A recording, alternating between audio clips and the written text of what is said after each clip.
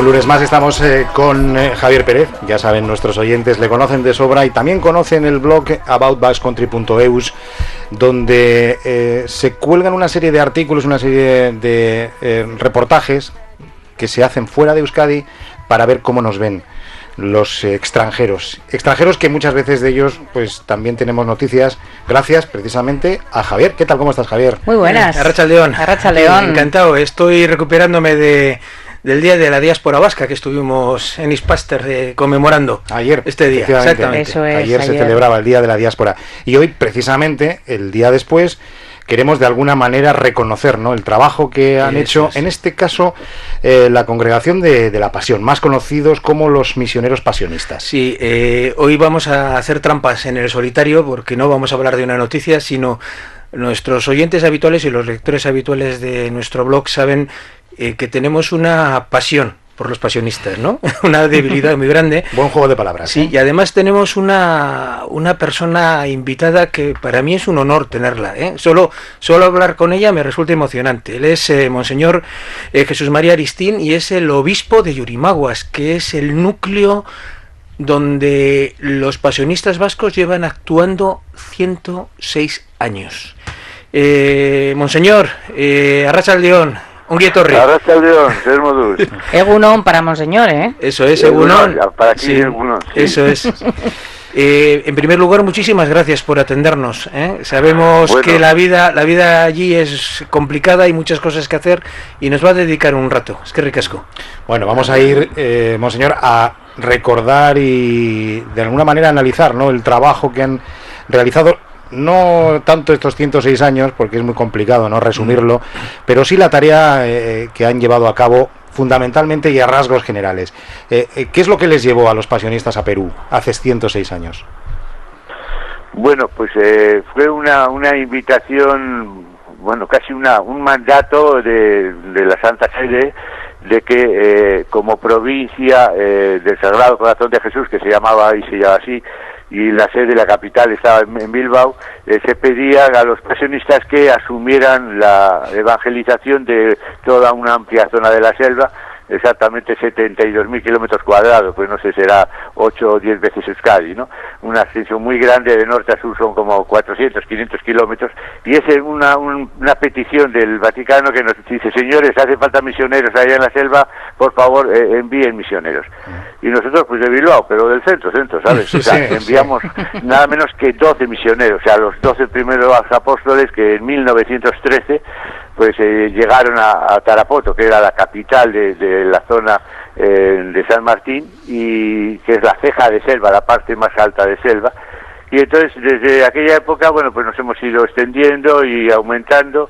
Bueno, ahora últimamente disminuyendo, ya contaremos esto, ¿no? Sí. Pero vamos, o sea, son 100 años de evangelización, de sacrificio, de entrega, realmente una heroicidad por parte de estos misioneros y misioneras vascos que, bueno, pues si ayer fue el día de la diáspora, que me acabo de enterar ahora, yo suelo decir que los misioneros y las misioneras somos los mejores embajadores de Euskadi. Así es. Somos los que llevamos un poco el rostro más humano, ¿no? Y por otra parte más divino. Sí. Monseñor, hay que imaginarse a 12 jóvenes, y algunos no tan jóvenes, pero 12 chicos vascos que salen de Deusto, de San Felicísimo, cogen un barco, salen en 1912, salen en Navidad de 1912 y llegan a Perú en 2013, donde les espera el Monseñor Emilio Lisón, y le recibe el obispo de Chachapoyas. Eso es, y tienen que llegar, claro, ahora hay una carretera que une Lima con Yurimaguas. Una carretera que pasa por los Andes, una carretera con un trazado impresionante, pero claro, ellos no tenían esas posibilidades. Ellos tuvieron que andar con las rodillas metidas en el barro o a través de los ríos. Ese cambio, ¿cómo pudieron vivir ese cambio tan importante? Pues es un poco siempre la pregunta que nos hacemos un poco con los primeros colonizadores, ¿no?, que venían los conquistadores, y cómo llegaban por aquellos con aquellas corazas y aquellas formas. Bueno, pues a base de caminar y de sacrificio y de entrega y de una voluntad muy férrea, ¿no? Ten en cuenta que de Lima, del Callao, exactamente el puerto constitucional del Callao donde llegaron, pues hasta Tarapoto, que es la etapa final, pues son cerca de 2.000 kilómetros. Entonces tardaron como 3 meses en la parte de lo que es de la costa hasta Trujillo, Chiclayo. Ahí pues más o menos la carretera es más o menos, me imagino que harían con caballos, etcétera, ¿no? Pero luego hay que subir los Andes y hay que pasar cuotas de 3.000, 4.000 metros de altura. Y luego ya bajando a la selva, pues ni te cuento, ya todo es a base de ríos y de carreteras, con mulo, caminando. Pues bueno, pues lo más maravilloso que el mismo obispo, Monseñor Lisón, el gran obispo, un santo varón sin duda alguna, se ha introducido, se quiere introducir la causa de beatificación de este gran hombre, pues les acompañó todo el recorrido. Durante 3 meses pues venían ahí, pues eso, los 12 pasionistas con el obispo caminando por aquellos andurriales, en algunos casos incluso porque hay pasos de río muy malos, muy peligrosos, pues un poco jugándose el pellejo, porque los malos pasos en los ríos de la selva son realmente muy peligrosos. Muy peligrosos. Ha nombrado a los conquistadores o a los colonizadores, pero claro, los conquistadores iban en busca del dorado, ¿no? Sí.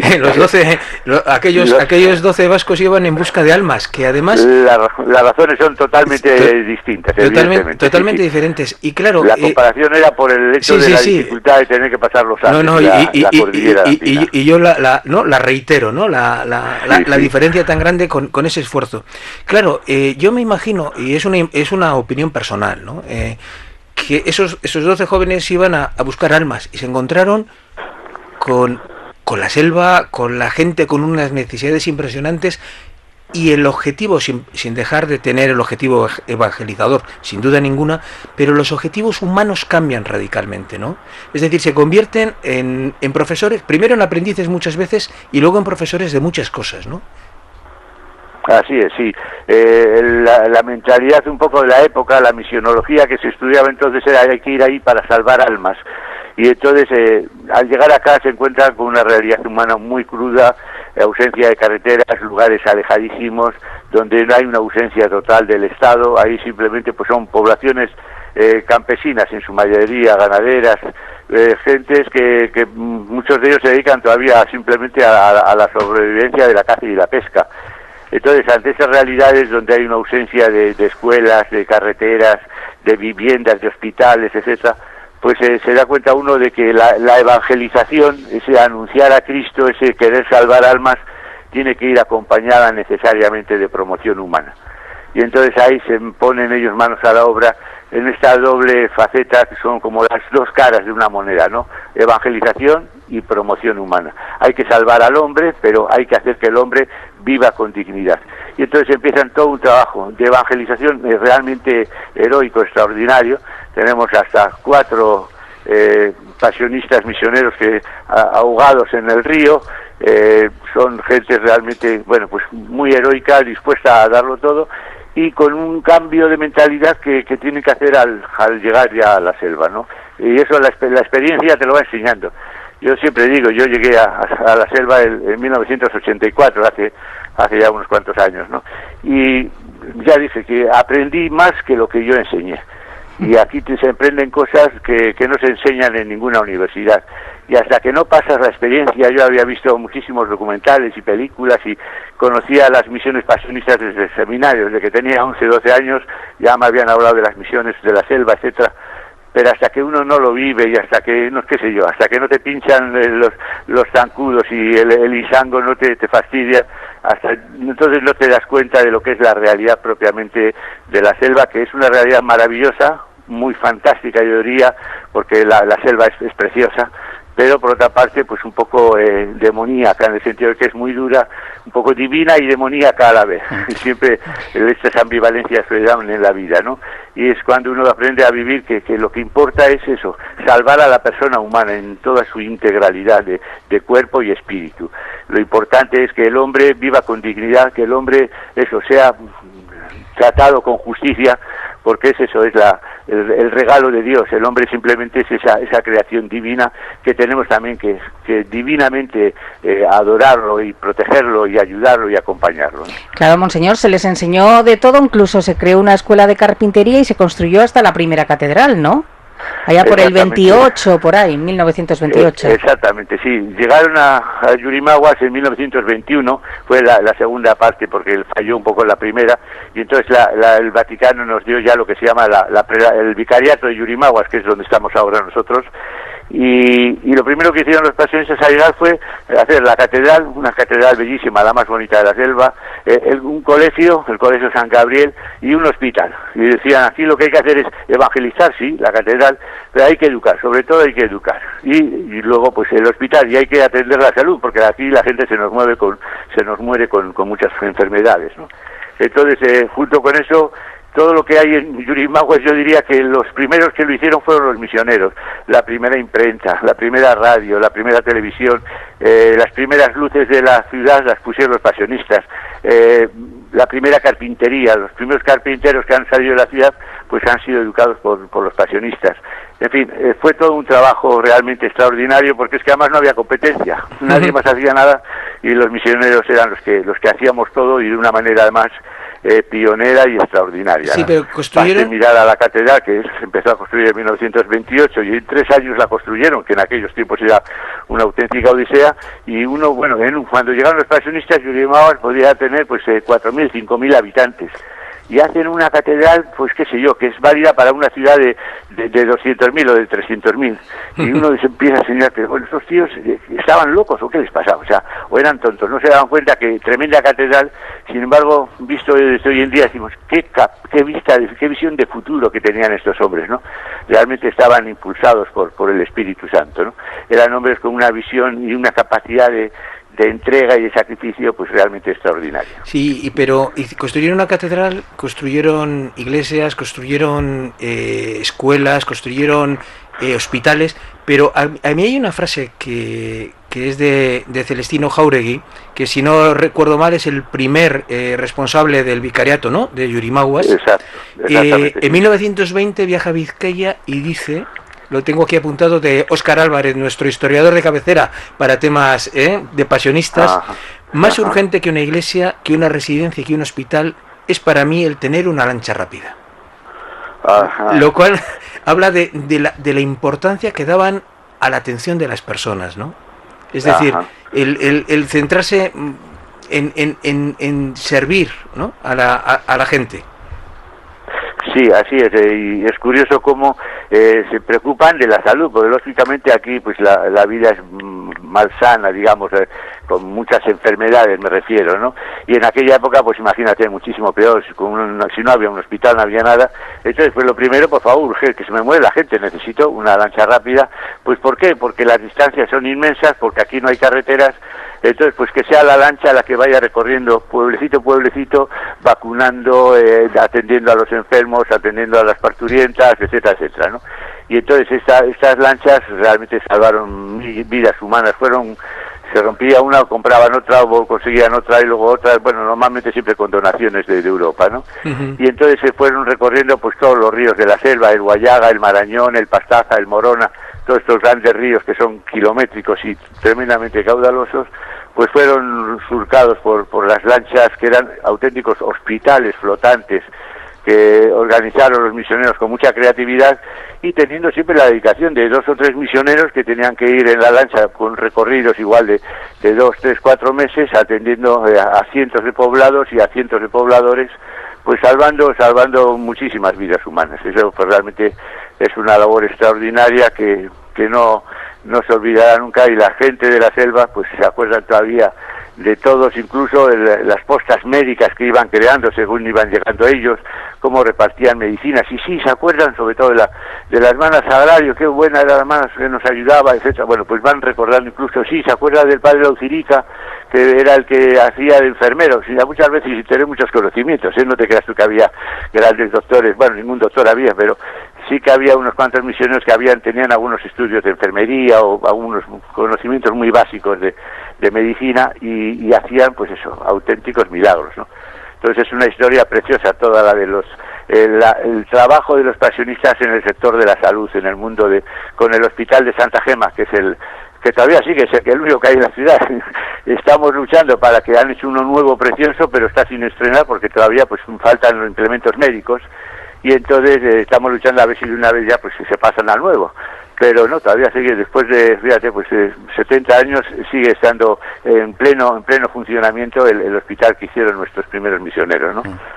Monseñor nos hablaba de esos momentos previos, ¿no?, a la llegada a Perú en 1984, claro, el camino y el trabajo, o gran parte del trabajo estaba ya hecho por sus predecesores, pero en cualquier caso, a mí me gustaría saber cuál fue la reacción y el recibimiento que tuvieron por parte de los indígenas, cómo los primeros pasionistas que llegaron allí, aquellos 12, que por cierto un número muy simbólico, se enfrentan a esa comunidad y cómo les reciben los indígenas.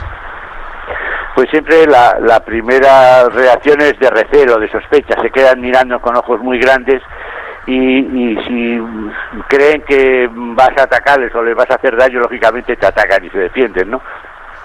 De hecho, sobre todo más en el siglo XVIII, habían matado a cientos de misioneros. Ya se fueron dando cuenta de que, bueno, el misionero lo que traía era vida y salud, y no muerte, y entonces ya en el siglo XX nosotros hemos tenido la suerte de que no nos han matado a ningún misionero así con balas. Sí que ha habido amenazas de muerte y cosas de estas, ¿no? Y situaciones de mucho peligro, pero no tenemos, gracias, la suerte de no tener ningún asesinado, digamos, ¿no? Entonces las reacciones de sospecha, las primeras visitas son siempre con mucha dificultad, hasta que después de 3, 4, 5 visitas ya te ganas el cariño de ellos, y entonces ya ellos sí que se vuelcan con todo el corazón, y para ellos el misionero, la misionera, pues eso, es un enviado de Dios, es una persona tan especial. Vamos, yo recuerdo visitando cientos y cientos de comunidades que me ha tocado visitar, pues cuando llegas, vamos, pues te reciben con un cariño extraordinario y con los brazos abiertos, y para ellos es el acontecimiento más importante del año, y vamos, te dan todo lo que tienen, te quieren todo, son experiencias, bueno, pues que inolvidables, ¿no?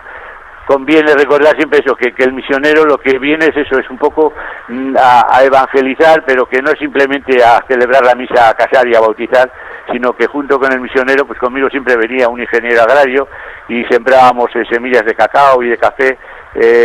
Va siempre acompañado, repito, de promoción humana. Entonces la visita de los misioneros, ante el recelo inicial y el miedo, el temor a lo desconocido, digamos así, a los pocos meses, años, se revertía en totalmente eso, de cariño, de acogida y de aceptación y de respeto, ¿no? Sí, y de veneración, yo creo. Sí. Creo que a los misioneros nos veneran. Yo creo que incluso no somos tan buenos como piensan ellos, somos más pecadores, y sin embargo para ellos somos, pues eso, los enviados de Dios. Para ellos lo entienden a su manera y saben que somos distintos y que somos especiales, y por eso mismo la relación que tienen con nosotros también es especial, y el cariño que nos tienen también es un cariño especial. Sí, monseñor, igual más problemas, más que con el pueblo, ¿no? con los habitantes, igual los pasionistas han tenido más problemas con la guerrilla, con los paramilitares, con los narcotraficantes, con algunos grandes propietarios, con algunos que quieren ser grandes propietarios, ¿no? Sí, no te quepa duda. Los grandes problemas siempre son los poderosos, los potentados, y bueno, pues sí, una temporada ya en los años 90 que tuvimos asalto de Sendero Luminoso. Acá en Yurimaguas no llegó tanto el MRTA es más de la zona de la región de San Martín, y allá sí que fue dura el trabajo con los narcos, ¿no? Que era siempre una labor, digamos, de mediación entre el ejército y los narcos, diciéndoles que, bueno, pues que tenía que buscarse soluciones de diálogo, ¿no? Los narcos, lo poco que pasaron por acá, por el vicariato, pues sembraron el pánico, mataron, fueron 10 o 12 personas, fueron apenas 2 o 3 incursiones nada más, y bueno, pues con nosotros, yo siempre les predicaba, recuerdo en Tarapoto, predicaba muchas veces esto, porque yo tenía muchos alumnos que eran del MRTA, el Movimiento Revolucionario de Tupac Amaru, y les decía, yo estoy muy de acuerdo con ustedes del MRTA, lo que piden ustedes, que se pague a los arroceros, a los maiceros, que se hagan carreteras, que se hagan hospitales, totalmente de acuerdo. Lo que no voy a estar nunca de acuerdo es con los métodos que pretenden ustedes de la violencia y de la muerte, ¿no? El asesinar al hermano. Y entonces, bueno, algunos me llamaban que era el capellán de los terrucos. El terruco era un poco la terminología de terrorista, ¿no? Otros decían que no, que era el capellán de los militares. Nunca he ido a gusto de todos. Entonces, cuando uno mantiene cierta objetividad, el trabajo de mediación siempre es muy difícil, pero bueno, pues me tocó muchos casos de mediar entre el Estado y la guerrilla, y bueno, pues ayudamos a salvar unas cuantas vidas humanas.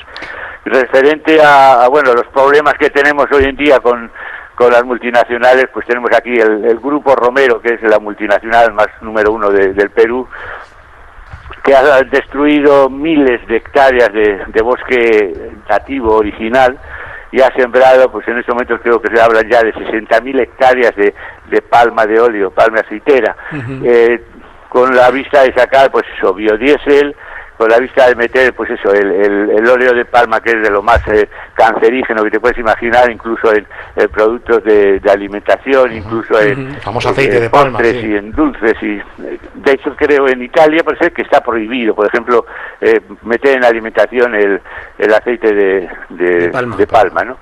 Entonces, bueno, pues estamos ahí luchando, porque robaron prácticamente la tierra a los campesinos.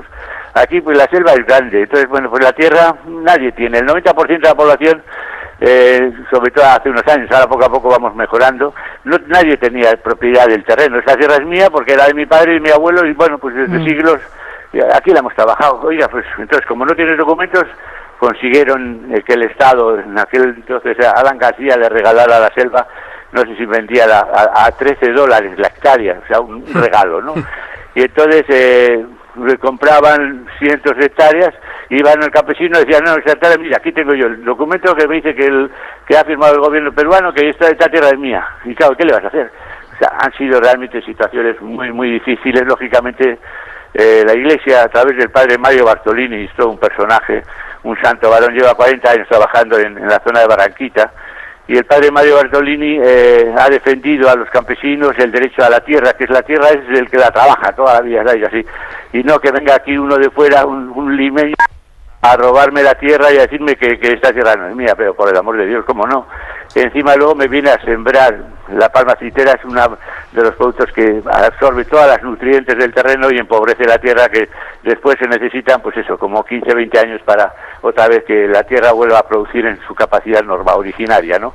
En fin, están haciendo mucho mal, están contaminando el agua. Hay varios pueblos ahora que ya no tienen agua porque al tener que echar todos los químicos, etcétera, a los árboles, pues eso, llega eso al río y el río contamina, en fin, provocando enfermedades en la población. En fin, es una problemática que necesitábamos un poco más de tiempo para poderla contar. Y entonces lo que hace la Iglesia es decir, señores, hagan el favor, no se dejen engañar por el Grupo Romero, no se vendan el terreno, se están a veces incluso vendiendo el terreno. Las empresas, el Grupo Romero usa lo que se llama los testaferros, ¿no? Personas que le dicen, oye, tu hermano, toma, $10.000 y vete, cómprame estos terrenos y entonces va un señor cualquiera, le compra esos terrenos que luego a su vez se los revende o se los da ya porque ya le han pagado al Grupo Romero. En fin, situaciones realmente de macroposesión de tierras, de quitar tierras a los pobres, de contaminar el agua, de sembrar unos productos que son realmente asesinos de la tierra, de la selva. Estamos disminuyendo cantidad de árboles, de especies animales y de especies de hierbas y de productos del campo. En fin, y lo que estamos intentando es, bueno, frenar de alguna manera, pero bueno, es la pelea de David contra Goliat, ¿no? Pero bueno, seguiremos nosotros todavía con nuestra onda, diciendo, hermano mío, siembra vida y no siembres muerte. Es un poco el objetivo de nuestro trabajo en la pastoral rural. Y, monseñor, los incendios, porque también hay un problema, ¿no? Importante. ¿Con cuál? Con los incendios. Ah, ya, bueno, se ha aireado ahora todo esto de una manera asombrosa, pero esto es una realidad que ocurre todos los años, en la época seca. Ahora estamos en época seca, aunque ahora mismo está lloviendo a mares, pero en fin, que se queman y se queman. La mala costumbre que tenemos en la selva es de que, sea, como hay terreno hay mucho, pues bueno, pues me siembro esta hectárea durante 4, 5, 10 años. Cuando ya veo que la tierra se ha empobrecido, me voy a la siguiente, y para eso lo primero que hago es echar fuego, para quitar los árboles y talar todo. Entonces, la quema de la Amazonía es un producto muchas veces de los mismos campesinos, que tienen esa mala costumbre de quemar el campo para empezar luego a sembrar, ¿no? Pero son miles de incendios provocados y se está comprobando. Yo por lo que he podido leer es que hay una buena cantidad de ellos que son provocados por ya pirómanos profesionales de las empresas de pasto, las que siembran soya a mansalva, y entonces estas empresas multinacionales utilizan pirómanos para que vayan creando y se vaya desforestando la selva, y entonces ahí ya en vez de bosque ponemos pasto para meter animales, para sacar luego hamburguesas para vender en Kentucky Fried Chicken, ¿no? Entonces, bueno, estamos matando la Amazonía para mantener un estilo de vida que es realmente asesino con la Amazonía. Y lo que estamos diciendo, señores, cambio de vida, cambio de vida. Y estas deforestaciones muchas veces simplemente para sacar árboles y árboles también de las empresas madereras, que lo hacen casi siempre de una manera ilegal y subterfugia, y para evitar controles de albaneros y tener que pagar.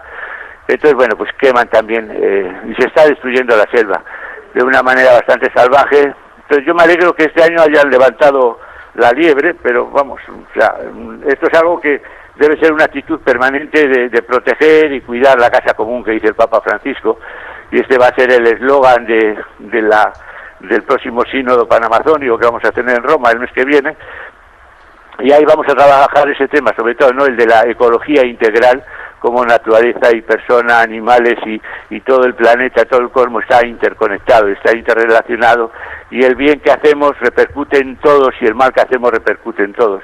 Cómo revertir esas malas costumbres, esos malos hábitos que tenemos, y trabajar en una conversión ecológica, de cambiar nuestra manera y nuestro estilo de vida. Bueno, pues ahí estamos trabajando, intentando aportar nuestro granito de arena, ¿eh? Monseñor, y ese trabajo, sí, ese trabajo de cuidado de la población es lo que lleva a los pasionistas haciendo 106 años. ¿Podemos hablar de que los pasionistas vascos en Yurimaguas llevaron un espíritu vasco, una forma de relacionarse con las personas, una forma de defensa comunitaria, ¿no? Es esa imagen que tenemos los vascos de nosotros mismos, del acuerdo, del trabajo en común, del trabajo entre los vecinos para sacar las cosas adelante. ¿Eso acompañó a los pasionistas vascos? Evidente. Además es que la gran mayoría de nuestros misioneros, pues todos eran, digamos, de la Vizcaya profunda o de la Guipúzcoa profunda, eran gente de caserío, gente muy sencilla. Había hermanos que incluso hablando en español o en castellano se notaba pues claramente el deje vasco, ¿no? No, lo que has mamado no lo puedes dejarse, aunque quieras, ¿no? Y yo, vamos, estoy convencidísimo de que estos valores, digamos, ancestrales, acá en la selva coinciden también con algunos valores incaicos, y el choba que dicen acá en la selva, o la minga que dicen en la sierra, era el trabajo comunitario, y eso se sigue haciendo todavía hoy, lo seguimos haciendo, y los misioneros seguimos insistiendo a las comunidades, oye, no, que los trabajos comunales hay que hacerlos, que si el Estado no nos hace el cementerio, tenemos que hacerlo nosotros, y si no nos hace la escuela, tenemos que hacer la escuela, y cantidad de pueblos pues hacen su escuela, o hacen sus caminos para trochas carrozables, etcétera, ¿no? Entonces, esos valores ancestrales, sin duda alguna, han estado presentes, y ha habido, digamos, como un intercambio cultural muy hermoso, desde un poco la mentalidad vasca y un poco la idiosincrasia amazónica. En nuestro vicariato, fíjate, pues tenemos nada menos que 10 etnias, 10 pueblos originarios de la selva. Los más numerosos son y los mejor organizados son los achuar, pero tenemos los aguarunas, tenemos los huampís, tenemos los chapras, tenemos los quechuas de la Amazonía. Entonces, bueno, son pueblos que mantienen unos valores ancestrales también de décadas y décadas de años, y que están muy abandonados, muy marginados, y la labor nuestra, siempre nuestra pastoral indígena pretende ser eso, el reconocimiento de sus derechos, de su derecho a la tierra, de su derecho incluso como nación. Ya hemos conseguido, por ejemplo, que los achuar les hayan reconocido ya, como puedan tener el reconocimiento de nacionalidad histórica y de nación indígena, que tiene sus propios terrenos, el derecho a su propia tierra, el derecho a su propia lengua, a sus costumbres. En fin, yo creo que todo eso lógicamente es algo que viene ya desde unos valores que hemos mamado desde pequeño y que quieras que no, pues bueno, nos salen por los poros, ¿no? Eso es muy vasco, vasco, no es algo que nos tenemos que esforzar, sino espontáneamente. Digo Sí. monseñor, que eso es muy vasco, ¿no? Eso de la propia lengua, la propia tierra, las propias tradiciones, ¿no? Se lleva. Exacto. Usted ha comentado, ya que nos estamos quedando sin tiempo, pero me gustaría al menos una última cosa que me parece muy importante. Usted ha comentado que cada vez hay menos pasionistas vascos en Perú, pero eso es consecuencia de dos cosas, básicamente, de que cada vez hay menos jóvenes en este país, que cada vez está más envejecido, y que luego la sociedad ha cambiado, hay más, los jóvenes son más voluntarios en el sentido civil, por decirlo de una manera, y no eclesiástico, ¿no? No hemos dejado de ser solidarios, pero lo somos de otra manera. Pero una de las cosas fantásticas, maravillosas que han hecho los pasionistas, y en este caso en la selva de Yurimaguas, en el Perú, es garantizar la sustitución, ¿no? Es decir, conseguir que sea la propia sociedad la que tome las riendas de su futuro. Sí, es un poco la labor de toda la Iglesia a lo largo de su historia. Si nos ponemos a tener colegios y escuelas, etcétera, aquí nosotros tenemos también como 8 de colegios, es porque el Estado no lo hace. En el momento en que ya vemos que el Estado, entonces automáticamente le pasamos el papel. Nosotros, el 90% de las escuelas de nuestra provincia han sido primeramente escuelas parroquiales o escuelas misionales, así llamaban los primeros misioneros, ¿no? Pero al cabo del tiempo, poco a poco, se han ido pasando al Estado, y ahora todas son del Estado, son escuelas públicas, pero en sus orígenes todas ellas primeramente han sido escuelas parroquiales o escuelas misionales, ¿no? Entonces es un poco la labor de la Iglesia. Sí, yo ahora hago la labor sustitutoria del Estado hasta que venga. Una vez que viene, oye, ahora mismo el hospital de Santa Gema, que era del pasionista, ahora es del Estado. Todo eso se va a ir dando poco a poco, se va pasando al Estado, ¿no?